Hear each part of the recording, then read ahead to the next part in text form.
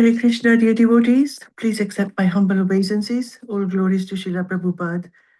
Today's reciters are Yogesh Prabhuji, who will be reciting in Sanskrit, and Seema Mataji will be reciting in English.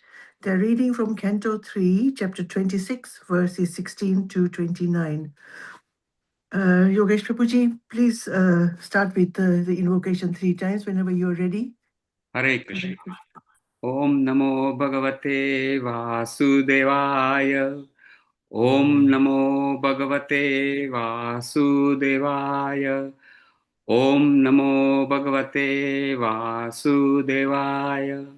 Canto 3, Chapter 26, verses 16 to 29. Verse 16. Prabhavam Paurusham Prahu Kalam Eke Yato Bhayam Ahankara Vimudasya Kartuha Prakutim Iyushaha. Hare Krishna. The influence of the Supreme Personality of Godhead is felt in the time factor, which causes fear of death due to the false ego of the deluded soul who has contacted material nature. Verse 17. Prakrutera Guna Samyasya Nirvishesha Manavi Chesta Yataha Sa Bhagavana Kala Ityu Palakshitaha. My dear mother, O daughter of Swayambhu Manu, the time factor, as I have explained, is the Supreme Personality of Godhead, from whom the creation began as a result of the agitation of the neutral, unmanifested nature. Verse 18. Antaha Purusha Rupena Kala Rupena Yo Bahiha Samanvetya Esha Sattvanam Bhagavana Atma Mayaya. By exhibiting his potencies, the Supreme Personality of Godhead adjusts all these different elements, keeping himself within as the Supersoul and without as time. Verse 19. Daivata Kshubita Dharminyam Swasyam Yauno Paraha Puman Adyat Viryam Sasuta Mahattattvam Hiranyayam. After the Supreme Personality of Godhead impregnates material nature with his internal potency, material nature delivers the sum total of the cosmic intelligence, which is known as Hiranmaya. This takes place in the material nature when she is agitated by the destinations of the conditioned soul. Verse 20. Vishwam Atma Gatam Vyanjan Kutastha Jagat Ankuraha Swatejastha Pibat Tivram Atma Praswapanam Tamaha. Thus, after manifesting variegatedness, the effulgent Mahatattva, which contains all the universes within itself, which is the root of all cosmic manifestations, and which is not destroyed at the time of annihilation, swallows the darkness that covers the effulgence of the time of dissolution. Verse 21. Yat tat sattva gunam swacham shantam bhagavataha padam yad ahura vasudevakyam chittam tana mahad atmakram. The mode of goodness, which is the clear, sober status of understanding the personality of Godhead, and which is generally called Vasudeva or consciousness, becomes manifested in the Mahatattva. Verse 22.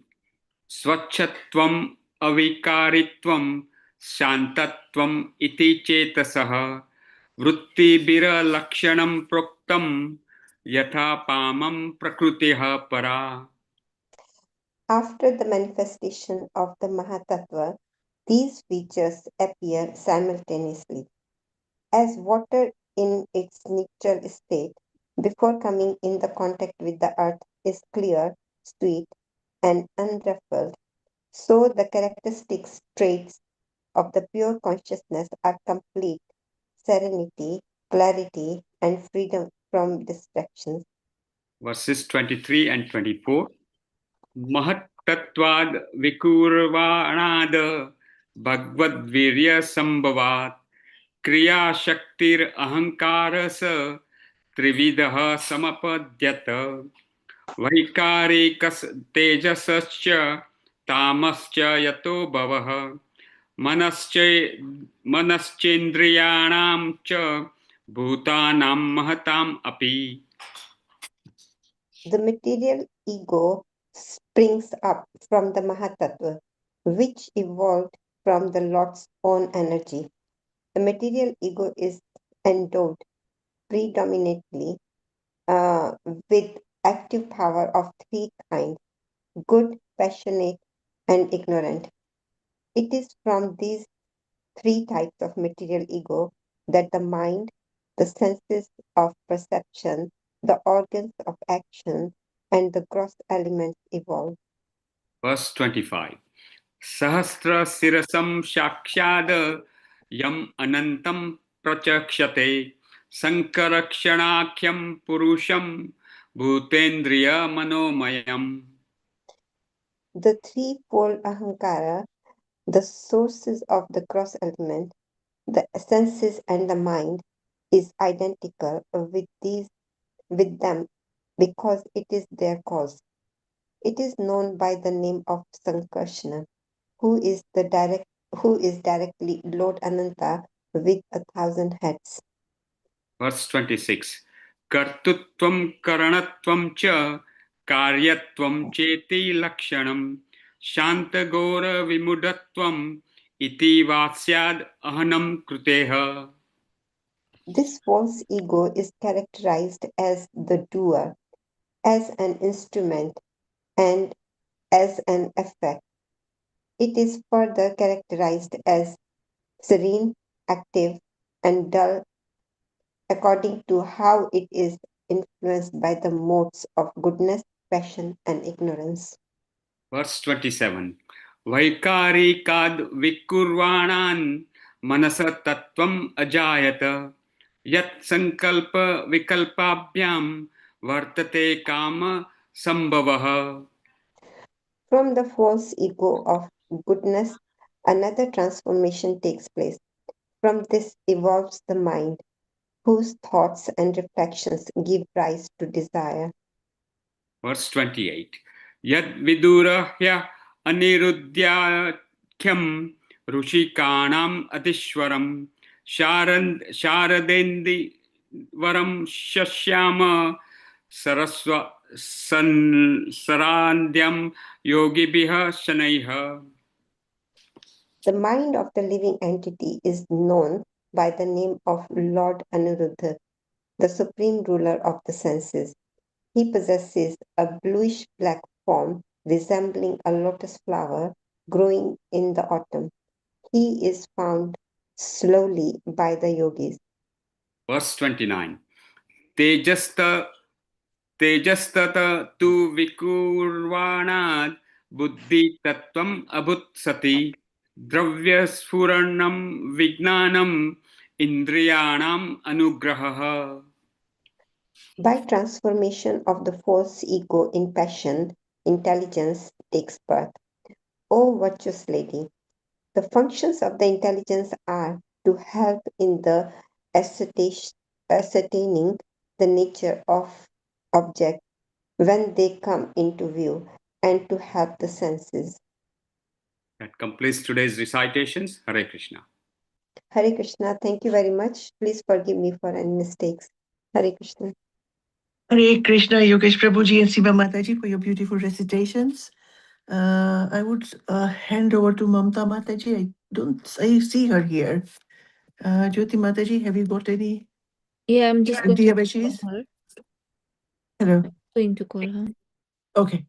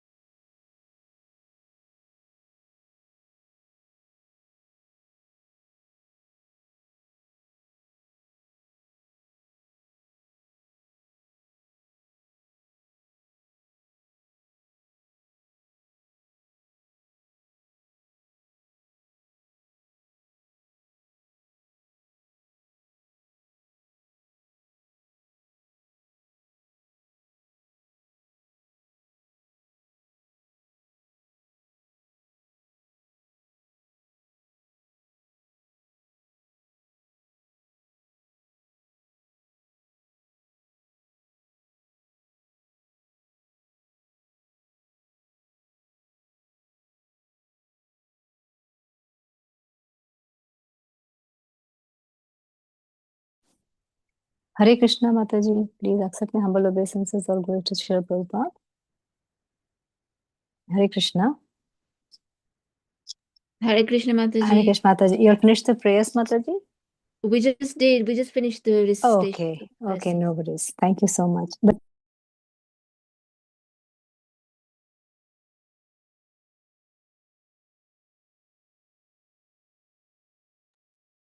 Mataji, you're muted. Hare Krishna, Mataji. You have done the Mangalacharan, Mataji? No, not yet. Okay, no. we'll start that. Okay. Hare Krishna. Hare Krishna, everyone. Thank you so much for having me today. So we'll start off our today's class with Mangalacharan. ॐ अज्ञानतिमिरन्धस्य ज्ञानञ्जनशलाकय चक्षुरुन्मिलितं येन तस्मै श्रीगुरवे नमः श्रीचैतन्यमनोभीष्टं स्थापितं येन भूतले स्वयं रूपः कदा मह्यं ददाति स्वपदान्तिकम् वन्देऽहं श्रीगुरु श्रीयुतपदकमलं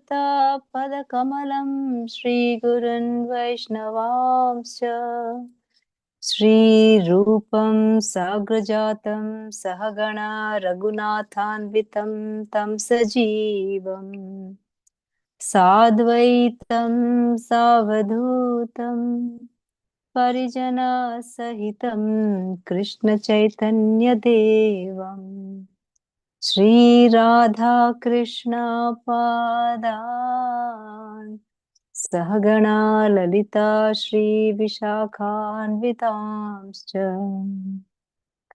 हे कृष्णा करुणा सिन्धु दीनबन्धो जगत्पते गोपेश गोपिका कान्ता राधाकान्ता नमोऽस्तुते तप्त काञ्चन गौराङ्गी राधे वृन्दावनेश्वरी वृषभानुसुते देवी प्रणमामि हरिप्रिये वाञ्छाकल्पतरुभ्यश्च कृपा सिन्धुभ्य एव च पतितानां पावनेभ्यो वैष्णवेभ्यो नमो नमः जय श्री कृष्ण चैतन्य प्रभु नित्यानंद श्री अद्वैत गदाधर श्रीवासादि गौर भक्त वृंद हरे कृष्णा कृष्णा कृष्णा हरे हरे हरे राम राम राम हरे हरे जय श्री कृष्ण ओम नमो भगवते वासुदेवाय ओम नमो भगवते वासुदेवाय ओम नमो भगवते वासुदेवाय Jai Shri Krishna. Thank you so much, everyone. So today we are going to discuss from Srimad Bhagavatam, Canto 3, 26th chapter. I'm going to do the 19th to 21st one. So if are there any volunteers who could just read for me? That would be really great. If somebody can read for me, please. Can we read, Mataji? Please, Mataji. Hare Krishna. Thank Please you, Hare welcome. Hare Krishna. Text 19. देवाचुभिर्धर्मिण्यां स्वस्यां योनोपरमुपान् आधद्वीर्य सासूत महत्वं हिण्मयम्. Daivat, you can read that, Prabhuji. You can just read the synonyms also. Okay. And then Mataji can do the translation and purport. They were by the destiny of the conditioned souls. Shubhita, agitated. Dharminium, equilibrium of the modes. Swasyam, his own. Yono, in the womb, material nature. Parapuman, the Supreme Personality of Godhead. Adhat, impregnated. Viryam, semen, his internal potency. Sa, she, material nature. Asut, delivered. Mahat Tattvam, the sum total of cosmic intelligence. Hirnamayam, known as Hirnamaya. Hare Krishna. Hare Krishna. Thank you, Prabhuji. Hare Krishna. Translation by Srila Prabhupada. God ki jai. After the Supreme Personality of Godhead impregnates material nature with his internal potency, material nature delivers the sum total of the cosmic intelligence, which is known as Hiranmaya. This takes place in material nature when she is agitated by the destinations of the conditioned souls. Purport. This impregnation of material nature is described in Bhagavad Gita 14 chapter verse 3. Material nature's primal factor is that Mahat Tattva or breeding source of all varieties. This part of material nature, which is called Pradhana as well as Brahman, is impregnated by the Supreme Personality of Godhead and delivers variety of living entities. Material nature in this connection is called Brahman because it is a perverted reflection of the spiritual nature. It is described in the Vishnu Puran that the living entities belong to the spiritual nature. The potency of the spiritual Supreme Lord is spiritual, and the living entities, although they are called marginal potency, are also spiritual. If the living entities were not spiritual, this description of impregnation of the Supreme Lord would not be applicable. The Supreme Lord does not put his semen into that which is not spiritual, but it is stated here that the Supreme Person puts his semen into material nature. This means that the living entities are spiritual by nature. After impregnation, material nature delivers all kind of living entities, beginning from the greatest living creature, Lord Brahma, down to the insignificant ant, in all varieties of form. In Bhagavad Gita 14.4, material nature is clearly mentioned as Sarva Yunishu. This means that all varieties of species, demigods, human beings, animals, birds, and beasts, whatever is manifested. Material nature is the mother, and the Supreme Personality of Godhead is the seed giving father. Generally, it is experienced that the father gives life to the child, but the mother gives its body. Although the seed of the life is given by the father, the body develops within the womb of the mother. Similarly, the spiritual living entities are impregnated into the womb of material nature. But the body, being supplied by material nature, takes on many different species and forms of life. The theory that the symptoms of life are manifest by the interaction of the 24 material elements is not supported here. The living force comes directly from the Supreme Personality of Godhead and it's completely spiritual. Therefore, no material scientific advancement can produce life. The living force comes from the spiritual world and has nothing to do with the interaction of the material elements. Thank you, Mataji. Hare Krishna. Thank you, Mataji. Hare Krishna. So this is actually a very nice chapter again talking about creation. See how Kapila Muni is explaining to his mother because his mother wanted to know now how was the world created, isn't it? This chapter, Fundamentals, Principles of Material Nature. So I think we did in the previous chapters also, I think, how this whole universe is created. So we should know, all of us know that how the universe is. And we are talking only about the material element over here, but we also should understand that it consists of 3/4 of spiritual element and 1/4 of the material element. So when the world is annihilated totally. It's in total darkness. And that is after that, then we're talking about the creation, after that annihilation, how this happens.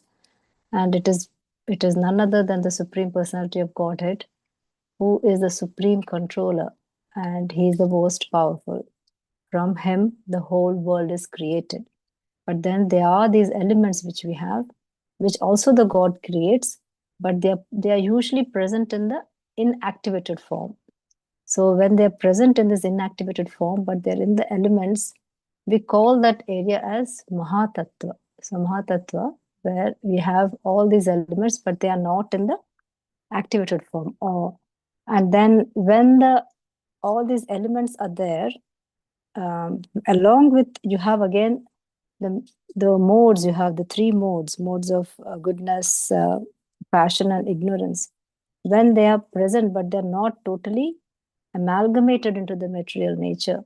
So that portion is called pradhana. So let me just tell you the right thing. I don't want to tell you something wrong. So when does actually all this has no meaning when there is no time element. So the time element comes, that is again, so the main time element is the main thing of the God's internal power, internal energy. So the time element is the one which determines the whole material nature. So without the time element, it is not manifested. So now we have this material energy, whether it is in the manifested form and in the unmanifested form. So the first part which we were talking about was the unmanifested form, where everything is there, but nothing is happening. Okay? When the time comes in, then all the activities start happening. So when all the activities start happening, then it becomes manifest, the whole creation. So when in the beginning, what happens, because it's coming from this proper space-like thing, so you get this where all these elements are there, but at that time, it's all, the whole universe is in darkness. And this is again created by the Lord through his energy. You have this cosmic manifestation where when this energy is come out, it comes out as a golden hue, or the Hiranmaya. And in that, when we have all these energies all inside, but they're not activated. So what this says, when Supreme Personality of Godhead, when he tries to glance at these energies over here through time, so time is actually the glancing, or the factor which, when he glances, then it becomes activated. And when it becomes activated, then it becomes Prakriti. So Pradhana is something which is not activated yet. It is all still. But with time, when the time comes in, then the cycle starts spinning. Everybody. So, and in that, he instills, obviously, this is that when the time factor comes in, then the God instills all the elements into it.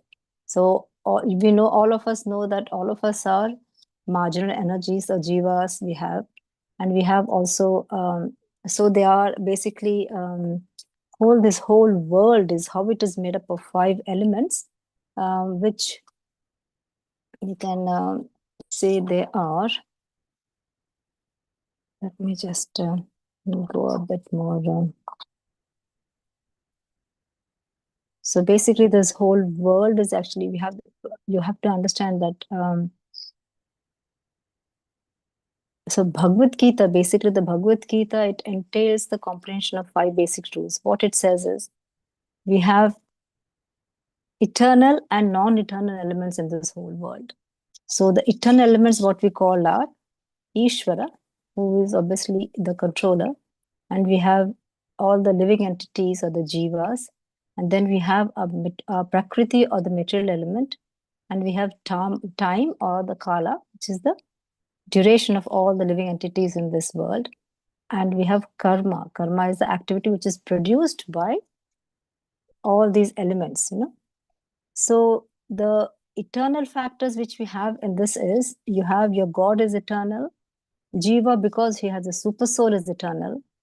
And Srila Prabhupada also tells that Prakriti, even though it dissolves and then it comes back, it is annihilated and created. So in a way, it is eternal because it keeps on happening. And time is also eternal. But the karma, the activities which we do are not eternal. So they can be changed, or they can actually disappear with the mercy of the Lord. So now coming back to what this creation of the whole universe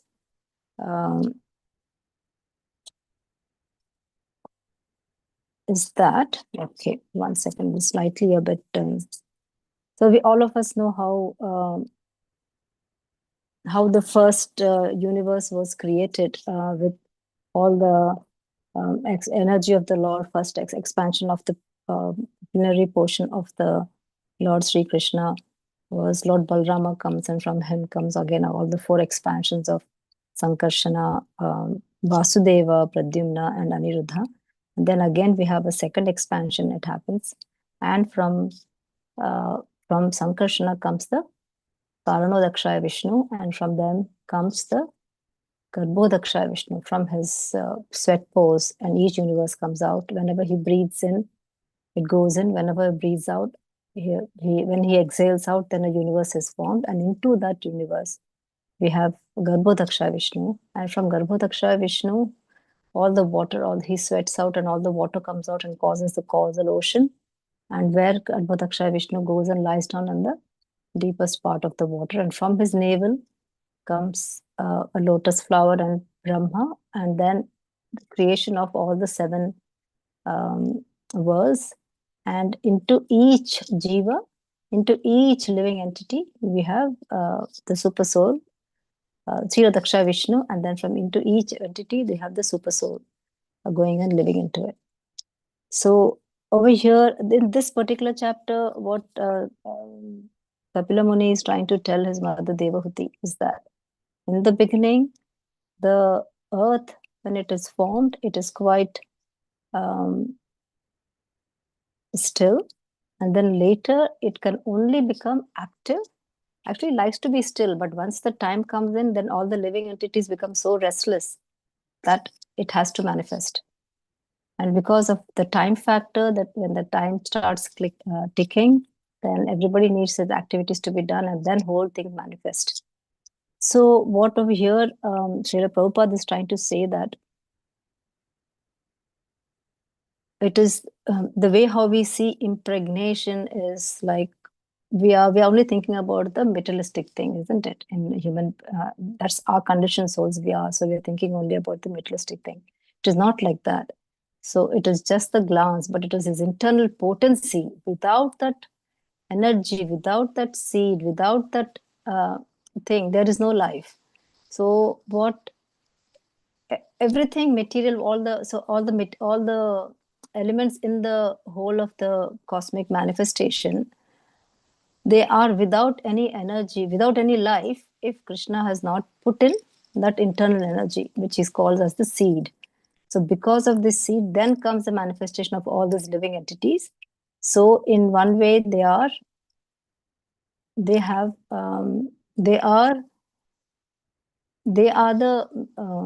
we're not getting the right word. So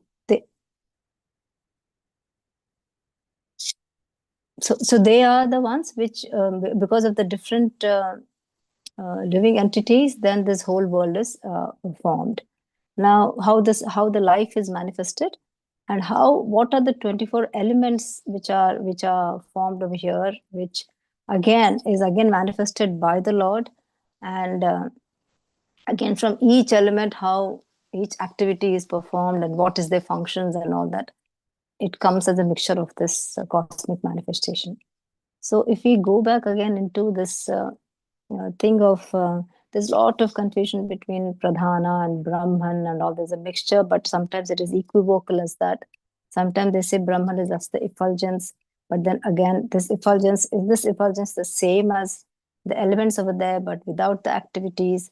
So Pradhana and is sometimes equivocal as Brahman too in so many ways.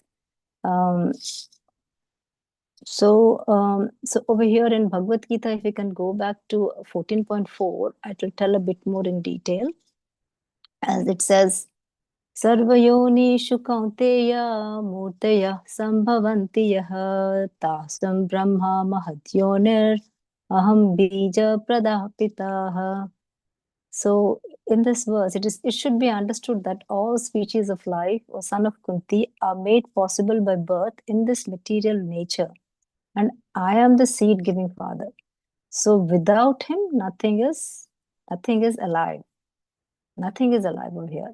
So whatever we do, our scientists and all can do lots of things, but they cannot procreate another life, because even though, for example, I'm telling you, if they're creating test tube babies or anything, but they still need the element, the genetic element, which is the seed.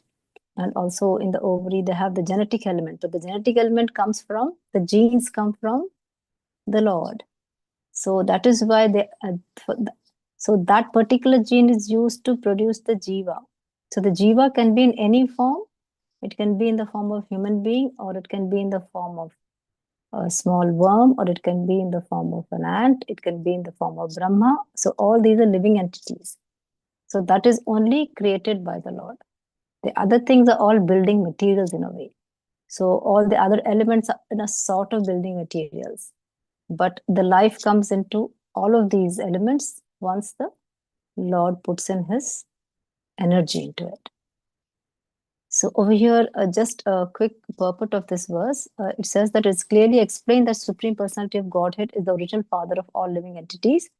The living entities are combinations of the material nature and the spiritual nature. So such entities are not only on this planet, but on every planet, even on the highest when Brahma is situated. Everywhere there are living entities within the earth, the living entities, and also in the water and within fire. All these appearances are due to Mother, material nature, and Krishna's seed-giving process. The purport is that the material world is impregnated with living entities who come out in various forms at the time of creation according to their past deeds. So what happens when, actually when the cosmic manifestation is evolved, when you have these elements, but till in the beginning, when it is evolved, it is in pure consciousness, or in the mode of goodness, or Shuddha Sattva. So when it is in the mode of goodness, there will be no impurities, but that is ever so only for a very short time, because it becomes contaminated with all the material modes of nature. So all the three material modes of nature, which we have, the sattva, tamas, rajas, and tamas guna, they will be all interacting with this material elements, and then along with time, then you have this actual thing. What we see is this universe which we are living in now, with all the 14 planets and different universes. That is all because of active living universes. But when we compare this materialistic energy to the spiritual energy, you will have only mode of goodness. There will nothing be there. There will not be any, you will not have any gunas at all, any of these modes. And there'll be no time factor over there. So it will be totally, there's no end to it. So you'll always be blissful and happy with Satchitananda, and then there will be there is no starting or an end time. So it is continuous over there. So that is something we should know about what is a spiritual world and what is a material world. So if you go back to again to the purport itself, this is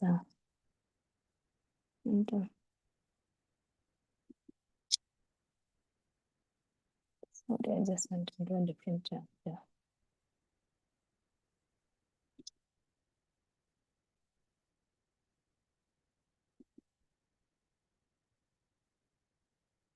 Yeah, so even before even when Lord Kapila is telling to his mother about, he's telling in stages basically how you'll have seen in the previous verses also, how we all saw how all the elements are created, and then it comes to how what is the relationship between the elements, and then when the time comes in, and then obviously now we have come to a stage where Srila Kapila Muni will try to say that the Supreme Personality, he tries to adjust all these different elements, keeping himself within as a super soul and without as time. So when we look at, actually, I was just trying to see an example, just the verse 18, I was just trying to see that where Krishna is there in everybody as a super soul. And outside, without as a time, what does it mean by that? Means, see, everybody is mostly the external material body. So the material body of the material universe is time. So that is Krishna and time. So all of us, we know that our super soul is eternal. It does not die, and it keeps on surviving. It keeps on living. It just passes on from one body to another. So the limiting factor, the time factor we have is the body. So whereas we know Krishna is the knower of all activities of every individual, every living entity living in this whole world, to whom he gave life, he knows each and every particular living entity and their activities, he knows. That's why he's known as Kshetrajna. Whereas we are just marginal energies, we are just jivas, we concentrate mostly on our own body. So therefore we are known as Kshetra. So over here, when you look at when Krishna is there within as a super soul, so he's inside us as a super soul in his internal energy.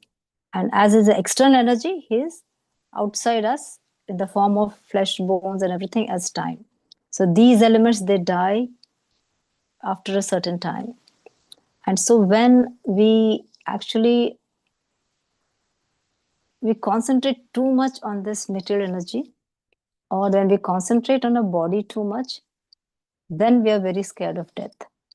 But if you concentrate on an inner soul or into a super soul, inside a soul, then we know that this soul never dies. So you will never be afraid.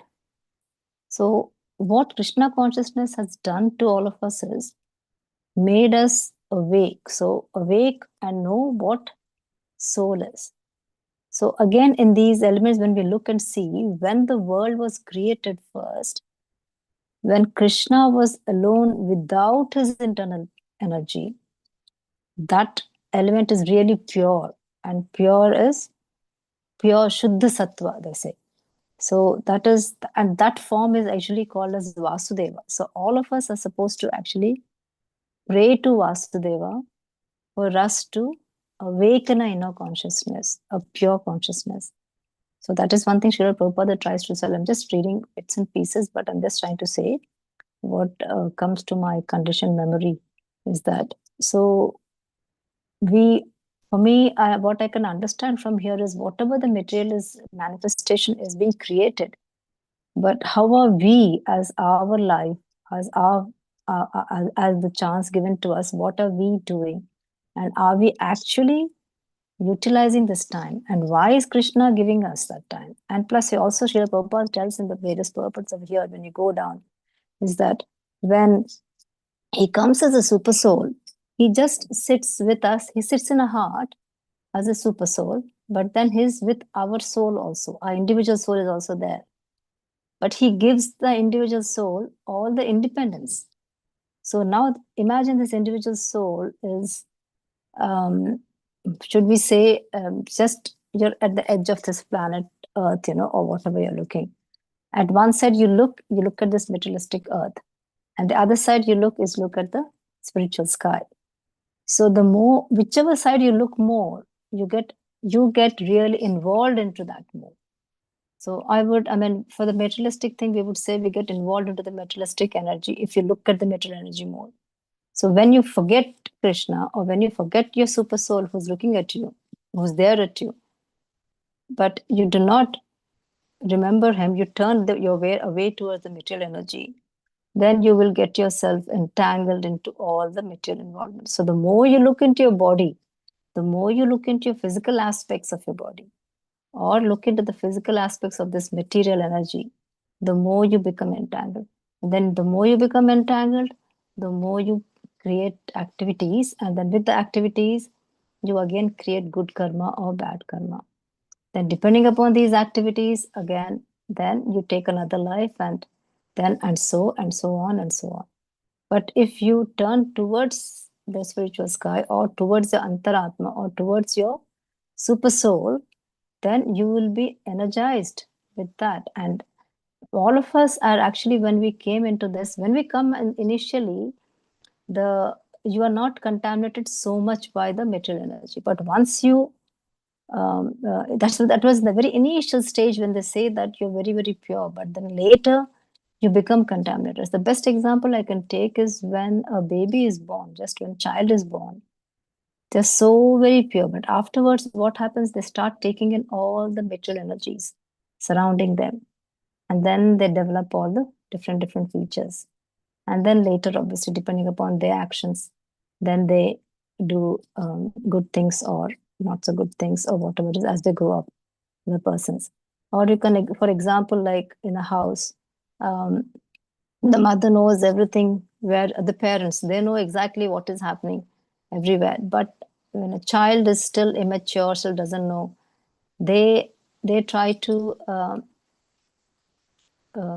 in a way experiment, and then they see, and then they find out for themselves. By themselves, they will try to find out what is good or what is bad, or, not, or sometimes may not, unless somebody comes and guides them. But if they are following their parents, the parents will always try to teach all the good things. So then they might get a bit better. So in that way, I think like when we are introduced into this world, but when we have a super soul in us who is looking at us, and but not the super soul has given you that independence also to go and do whatever you want. So he's not being like he's only as a witness. The super soul is there as a witness and as an authoritator so that you can do your actions. He's given you that independence, but it's up to you to use that energy to either come back or get entangled more in the material world. So maybe I'll just go back again to the pradhana and this thing. So if I can just go back again to the material nature. So we know that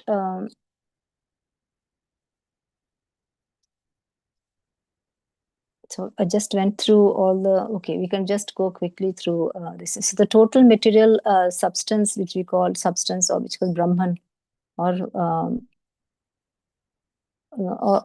pradhana, is the unmixed element. Over there, we know that with the glance, then Lord Vishnu, the Supreme Personality of Godhead will, with the factor of time and with all the elements, you have the Prakriti comes up. So what we said about Mahatattva was, so again, there's so much of the different elements that Srila Prabhupada tries to explain that many times. So he says Mahatattva is the total cause of all cosmic manifestation. And then it has so many, it's again a mixture, like you have all the modes, again is equal to Brahman, he says, but then again, I think the simple way what I understood was that all these 24 elements which we have, which is the earth, water, fire, air, and all the material energies, they're all, that is the Maha Brahman, or the Maha. So the Mahatattva has all these elements in it, but they're not activated. But once this energy is activated, then it becomes Prakriti, or the Brahman is also called as Pradhana in so many ways. So this Pradhana or the Brahman, when they're impregnated by the Superior Personality of Godhead, will produce the living entities. And as we said, the living entities are jivas, because of the spiritual nature, they have a chance always to go back to Godhead. So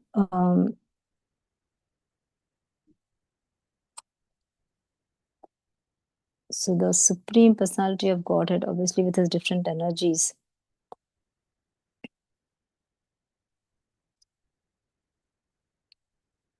Yeah, again, initially, as we said, so Supreme Personality of Godhead, there's different energies. They also exist in the dormant stage. So the dormant stage is the one which we say in the Mahatattva. So after, it also says that he swallows up the whole of the darkness of the dissolution, which we said.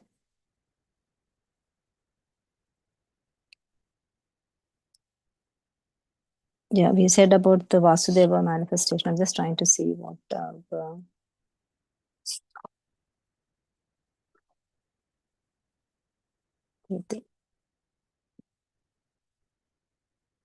now we said about all these living entities. So that is the seed of all the of the Supreme Personality of Godhead, and he is the source of all births and sustenance of all the living entities. So the 5 gross elements which we know are earth, water, fire, air, and ether. The subtle elements which are, from them comes the smell, taste, colors, touch, and sound. And we have how do we acquire these senses? How do we through the senses we get the knowledge of what these senses. So from obviously from the auditory we get sound, and from the taste, tactile, sight, and smell. These are the senses which acquire the knowledge. From the ears you can hear the sound, and from your tongue you can get the taste. From the skin, from the touch, from the tactile you can get the touch, and from the vision, eyes, and from the nose, the smell. And how are these activated? And they help in speaking, working, traveling, generating, and evacuating. And then there are 4 other sense organs, or the 4 aspects, which are called the mind, intelligence, ego, and the 4th one is the contaminated consciousness. So when this initially when we have the pure consciousness, which we call as Vasudeva, which is only pure Krishna, when that pure consciousness is polluted by this material contamination, then what happens is, and then with these modes of nature, that is 3 modes of nature, and also when there is an identification of the body, so you become more entangled into the material nature, and from that you create the false ego. So then when the false ego comes in, then obviously you are becoming more and more materialistically entangled. So when your consciousness, when you're conscious of Krishna, or when your consciousness is pure, that is the function of the soul. But when your consciousness becomes polluted by material contamination, then you develop ahankara. So can we go to the next verse, please? I think this is a little bit high-fi, but we can.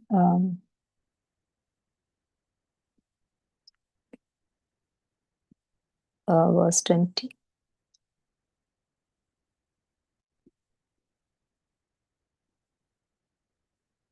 So verse 20, if anybody can read for me.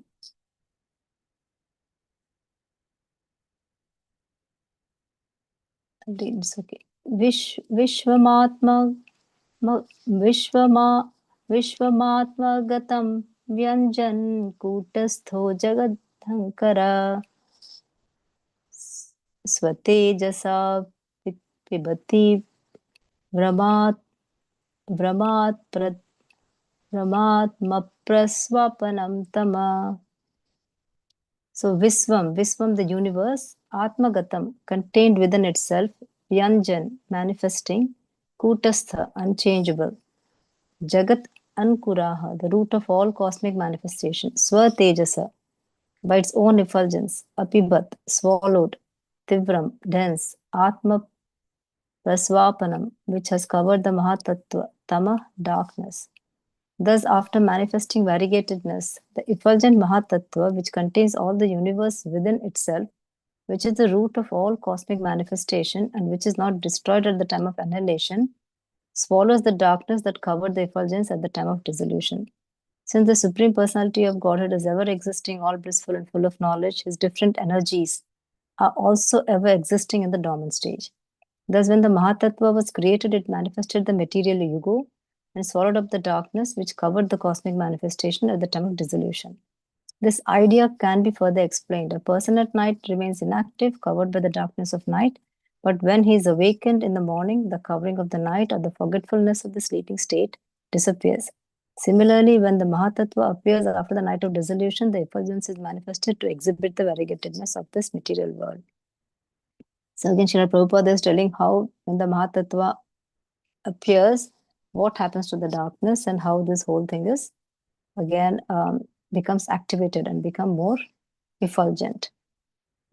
Just like example, how Prabhupada is trying to say, when you're sleeping in the night, everything is covered in the night, but when the sunrise comes, obviously, everything disappears and you forget everything, what happened in the night.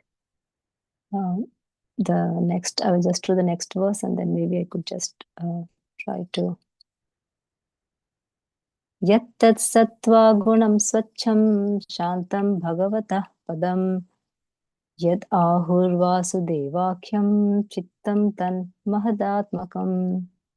Yat, which is tat, which, tat, that, sattva gunam, the mode of goodness, swachham, clear, shantam, sober, bhagavataha, of the personality of Godhead, padam, the status of understanding, yat, which, ahuhu, is called, Vasudeva Akhyam, by the name of Vasudeva, Chittam, consciousness, tat, that, Mahat Atmakam, manifest in this Mahat Tattva.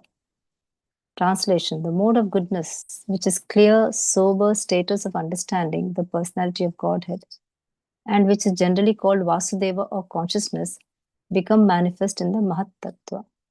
So the Vasudeva manifestation or the status of understanding the Supreme Personality of Godhead is called pure goodness or Shuddha Sattva. So in the Shuddha Sattva status, there is no infringement of other qualities, namely passion and ignorance. So in the Vedic literature, there's mention of the Lord's expansion as the four personalities of Godhead: Vasudeva, Sankarshana, Pradyumna, and Aniruddha. Here, in the reappearance of the Mahatattva, the four expansions of the Godhead occur. He who is seated within as Supersoul expands first as Vasudeva. So this Vasudeva stage is free from infringement by material desires and is the status in which one can understand the Supreme Personality of Godhead, or the objective which is described in Bhagavad Gita as Adbhuta. This is another feature of the Mahatattva. So the Vasudeva expansion is also called Krishna consciousness, for it is free from all tinges of material passion and ignorance. This clear state of understanding helps one to know the Supreme Personality of Godhead. The Vasudeva status is also explained in Bhagavad Gita as Kshetrajna, which refers to the knower of the field of activities as well as the supernova. The living being who has occupied a particular type of body knows that body, but the supernova, Vasudeva, knows not only a particular type of body, but also the field of activities and all the different varieties of the bodies. In order to be situated in clear consciousness or Krishna consciousness, one must worship Vasudeva. Vasudeva is Krishna alone. When Krishna or Vishnu is alone without the accompaniment of his internal energy, he is Vasudeva. When he is accompanied by his internal potency, he becomes Dwarakadhisha. To have clear consciousness or Krishna consciousness, one has to worship Vasudeva. It is also explained in Bhagavad Gita that after many, many births, one surrenders to Vasudeva. Such a great soul is very rare. In order to get released from the false ego, one has to worship Sankarshana. Sankarshana is also worshipped through Lord Shiva. The snakes which cover the body of Lord Shiva are representations of Sankarshana. And Lord Shiva is always absorbed in meditation upon Sankarshana. One who is actually a worshipper of Lord Shiva as a devotee of Sankarshana can be released from false material ego. If one wants to get free from mental disturbance, one has to worship Aniruddha. For this purpose, worship of the moon planet is also recommended in the Vedic literature. Similarly, to be fixed in one's intelligence, one has to worship Pradyumna, who is reached through the worship of Brahma. So these matters are explained in Vedic literature. So we can see how the four expansions of the Lord are used for a special purpose. So we have Sankarshana for Ahankara, or for a false ego, and Pradyumna for intelligence, and Aniruddha for intelligence, and Pradyumna is for senses. Did I say wrong? Pradyumna is for mental disturbances. So Aniruddha is for if one gets free from mental disturbance, one has to worship Aniruddha. For this purpose, recommended. And similarly, fix one's intelligence, one has to worship Pradyumna, so the worship of Brahma. So we have this, how we use our senses to worship each and every expansion, just to get closer to Krishna. So initially when we come in, our consciousness, our soul is very, very clean, but later with material contamination, it becomes covered full of dust and this material energy. So to get rid of all these, we have to really concentrate on these expansions of the Lord. So that's why they say you can't just go to Krishna straight away, because you're very contaminated to even look at Krishna that side, because we are so much involved in material energy entangled that we cannot even appreciate Krishna. Even is there, we don't have that knowledge or the intelligence to even recognize Krishna. He might be there standing in front of you, but you can't recognize. So because we are all, your eyes are covered fully. Your heart, your soul is covered. The eyes of your soul are covered fully. So just wanted to say a couple of things. It is a bit high, this thing, but we all know how, again, every time we read about it, but then it always doesn't appear to us that we feel at that time when we're reading that we know, but then again, how conditioned we are that it just slips out of your mind so quickly. And it is so, it needs so much of concentration to know each and every part of the creation, which is not easy. But nevertheless, we can get a gist of all the things. If I can just maybe tell about what are the incarnations of the Lord Krishna, just a bit about them, if I may. So we know that there are different kinds of incarnations, and we know the Purusha avatars. All the Purusha avatars are the three Mahavishnus. We have Mahavishnu or the Karanodaksha Vishnu. So Lord Krishna, just going to read this Purusha avatars. So Lord Sri Krishna is the Swayam Rupa personality of Godhead, and all other forms of Godhead are Lord Sri Krishna's plenary portions. So we know that Balarama is the first plenary manifestation of Lord Krishna. And from Baladeva, we said that Sankarshana, Vasudeva, Pradyumna, and Aniruddha. And from Sankarshana, we have an expansion of Narayana. And from Narayana, there's the second quadruple expansion of Sankarshana, Vasudeva, Pradyumna, and Aniruddha. Then from the second Sankarshana comes Mahavishnu, who is the first Purusha avatar. So Mahavishnu, in the causal ocean, this is where actually is the creator of the material energy, and from him comes the Garbhodaksha Vishnu, and who is an expansion of Pradyumna, say. And the third Purusha, Kshirodaksha Vishnu, is an expansion of Aniruddha. So we know that from Mahavishnu or Karnadaksha Vishnu, we have these multiple universes. They are produced from the pores of the Lord. And then from them, as he breathes out, we know that the universes are produced, and when he breathes in, they're all destroyed. And all the energies of Mahavishnu are spiritual, and they have nothing to do. So he's never affected by the material energy, unlike us.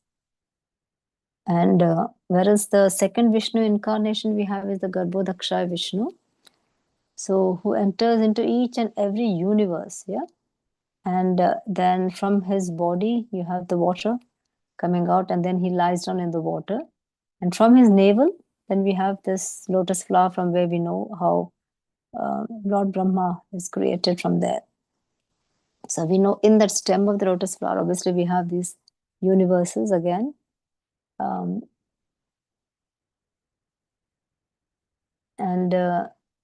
then we have the Kshirodakshaya Vishnu, which is the third incarnation of Vishnu.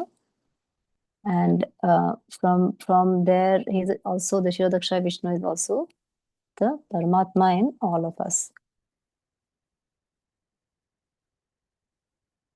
So again, there are many other avatars of the Lord. We have lots of Leela avatars and Guna avatars and Manvantara avatars, Yuga avatars, and different avatars we have. But for this creation's sake, we were just saying like from how this material energy was created was through the, so they're giving that main thing about the Mahatattva. So what I wanted to main thing to say is that time is the main factor. So for us, it is the time. So without the time, another example which I was trying to say is like in a pot, you have all your ingredients, but if you do not use the spoon to mix it, then the thing is the element is not created. The similar way you can say like as though in the pot you have all the elements and you have all your spices as put as your modes of material nature. We have the neutral spices where you have like sattva guna, and then you have rajas is like spicy, and then tamas is like sour type, and until you don't mix it up, then the taste doesn't come out. So that is what material nature is. So it becomes activated by, and so mixing is, you need the spoon to mix. So that spoon is the Lord's energy, the Lord's glance, or the Lord's energy. Once that spoon is twirled or mixed, then comes all the creation of your dish. And that dish is what we call as cosmic manifestation. That is what I would say. And then the more you try to savor it, the more you get entangled. You try to have sense gratification, you get entangled. So,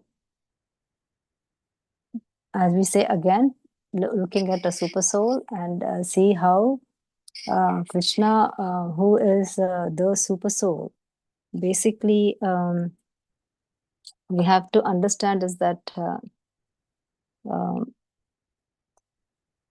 he is the one who is there to basically protect us. But if you do not take any heed of him, then obviously he'll give you more and more chances. You can come and go back, come and go back.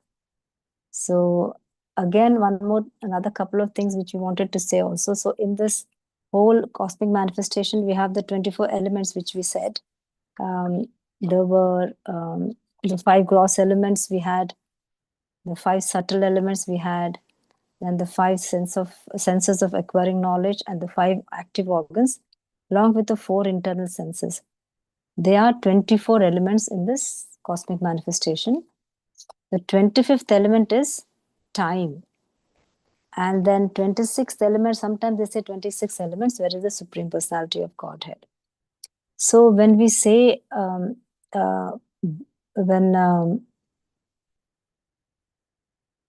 the beginning, when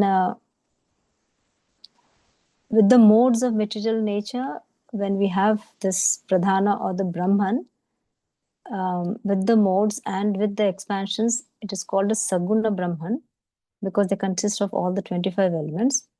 And in Nirguna Brahman is where the Lord, where the material cosmic manifestation does not have this material contamination, or the 3 modes or the time are not there. So that is even before that Mahatattva type. That is called Nirguna Brahman. So in the Saguna Brahman, what happens is where the time comes in. When the time comes in, then you have your past, present, and future that starts coming up. So whereas, so the time factor, so the influence now that you have to understand, when do we know the God is there is when we say, when the time factor is there, when we fear death. So when the time is there, then the time is ticking. Oh my God, the time is ticking, I have only 2 years to live, or 5 years to live, or 7 years to live, or 50 years to live, depending upon when, who is born and how healthy they are. And so the time is the one which creates fear, as we said. And that happens because your false ego becomes so much involved in your external body, which has a limit, isn't it? Because we know that time doesn't, soul doesn't have, is not, is indestructible. So, and another one I really wanted to say was about your soul and super soul. Let's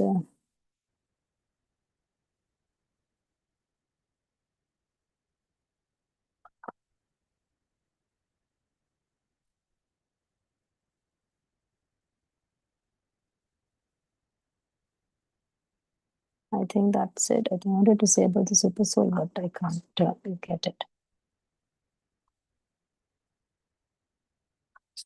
Yeah, I think I'll end it here. Please forgive me for my mistakes. I wasn't able to explain so clearly, but it's a little bit heavy. We need to do a bit more of back and front reading, I'm so sorry if please correct me and please give me some comments and please give your additional input into this chapter, please. I know they're very esteemed, elevated devotees in this gathering.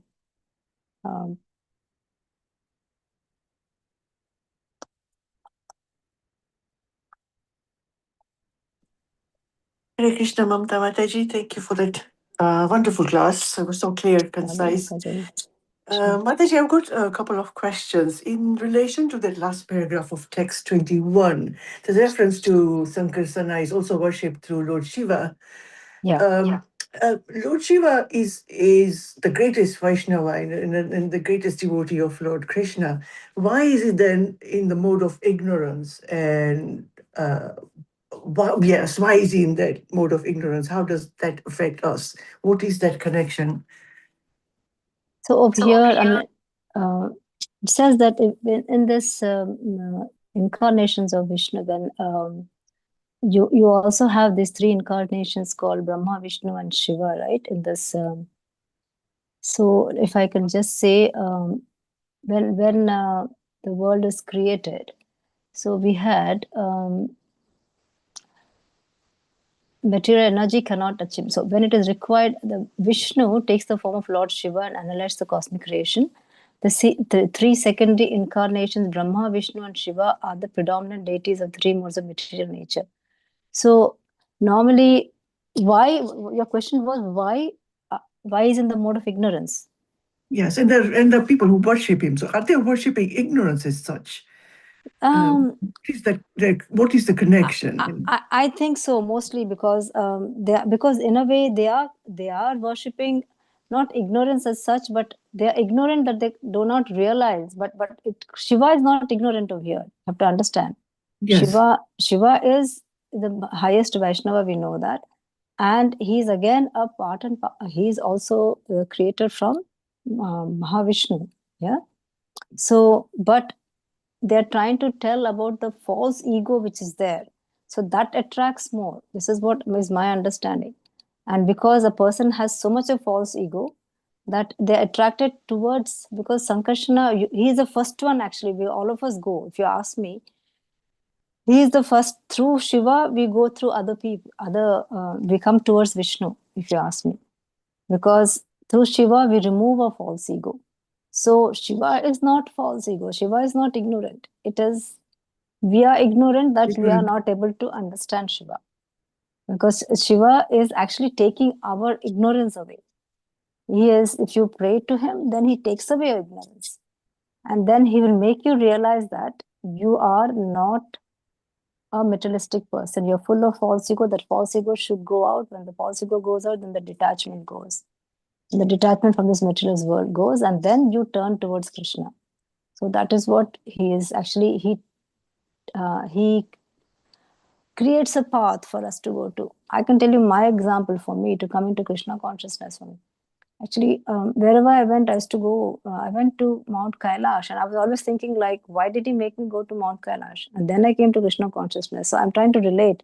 So he takes away all your ignorance, and then he makes you come towards more of goodness. This is my understanding, but I'm not sure whether I'm trying to explain that properly. So, but in the thing where Srila Prabhupada tried to explain in the last verse, you said like Mataji in 21, right? He says, Yes. yeah, it's in the snakes over there. So whenever you see snakes, obviously you get really a bit worried. Where is that thing? Mataji will give me the thing, I think, there. The snakes which cover the Yeah, body which of cover the Shiva, body of Lord Shiva are representations of Sankarsana, and Lord Shiva is always absorbed in meditation upon Sankarsana. So for me, I understand that what I understood from this thing, that he takes away our false ego. So we are most of the time ignorant. When you look at it, when you look at the percentage also, the ignorant people are quite a lot. Then comes the passionate people, and then comes the people who are in consciousness or Shuddha Sattva Guna. When you look at the percentages, you'll be like 75% will be ignorant people, right? And then even when you work also in your institution, wherever you work, lots of people, they just do the basic stuff, and then the other people who do really passionate about work, and then you have the super smart ones a little bit. They're in the very less percentages. So that's how I'm looking at all these percentages from my experience. But I think most of us, you see everywhere in India, there are lots of Shiva worshippers than Vishnu worshippers. Vishnu worshippers are not easy. Vishnu is not easy to achieve. It is very, very difficult, Vishnu worshippers. You have to be really very, very strict. You have to be really very, very conscious. Whereas Shiva worshippers are a little bit easygoing in a way. I mean, they will not like it if I say that, but because we're ignorant, that's why we're easygoing. Not because we are Shiva worshippers, but because we are ignorant, and our ignorance makes us. But Shiva actually takes away our ignorance. That's what we say. It's very difficult to be a Vaishnava because you have to follow so many strict rules and regulations. Obviously, because of Shiva Prabhupada, he made it so easy for all of us that we are able to do this by simple chanting by Lord Chaitanya Mahaprabhu showed us the path. But people don't accept. When you go to different parts of India, they don't accept this. They say this is not right because they're ignorant, they're not seeing it. And whereas we can call ourselves the lucky few who can realize that there is Krishna is there in all of us. So I'll have to dig a bit more into your question, Mataji, later to give you a proper answer, but I hope I was able to make some sense. Thank you, Mataji. You have clarified it quite a lot for me. Thank you. Yeah, and Mataji, just a further question. When the universe gets annihilated at the end of a kalpa, we understand that even Lord Brahma gets annihilated. Yes. Does Lord Shiva get annihilated yes, as well? Yes, of course. Okay. Yes. No, everything comes into because being this from is, well, I don't know, Mataji, they say, I might be wrong over here, somebody has to correct me, but Brahma Loka is much more lower than Shiva Loka. Shiva Loka is very much higher up, right? It is closer to Vishnu Loka than Brahma Loka. So whether Shiva gets annihilated or not, I do not know, Mataji. I'll have to, this is my apologies, but I have to, suddenly when you said that, but I'll have to find out and tell whether Shiva gets annihilated, whether it's part of, because in the spiritual thing, nothing gets annihilated, right? But we are, yes, Mataji. Sorry, Mataji, there is a specific mention of Brahma Loka, but I haven't come across Kailash Shiva Loka, so maybe No, Shiva Loka I'm just not aware. Shiva Loka is there, so Brahma Loka is there. Then they say Devi Loka, they say, but I'm not sure where that is, how much it is. But it is Brahma Loka, then Shiva Loka, and then Vishnu Loka. So Vishnu Loka is very much higher, and then you have Krishna Loka, which is Goloka Vrindavan. So that is the hierarchy you have. So anything beyond Brahma gets annihilated. I mean, below Brahma. Above Brahma, it doesn't get annihilated, I feel, that much I know. But how much of, somewhere I've read also, Shiva Loka does not get annihilated, but I'll have to come back on that, Mataji. Okay, Mataji. Thank you so much for today. Hare Thank you for Krishna. your answers. Hare Krishna. Please forgive me please correct my mistakes, Matajis and Prabhujis.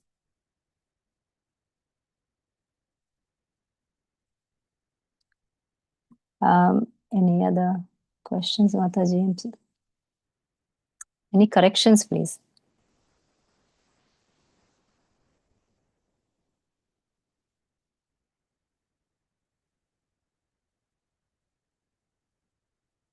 If there are no questions, should we just end the session with prayers, Mataji?